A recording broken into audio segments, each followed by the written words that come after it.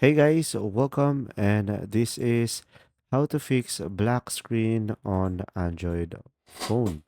So, if you ever encounter this issue, the most common fix for this is doing a force restart on your device. So, this is the most effective solution.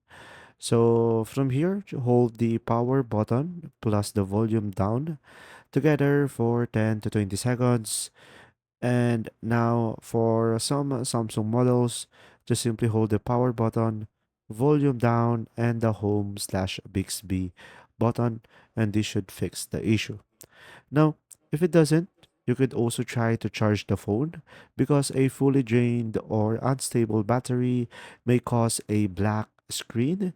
So plug it into a working charger and cable and then charge it for at least 15 to 30 minutes.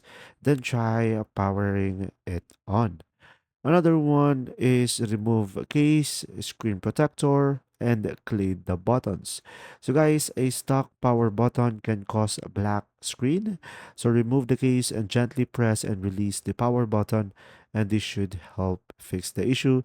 If it doesn't, guys, you may contact a technical support for this to work or customer service to replace your screen and to check up for professional consultation.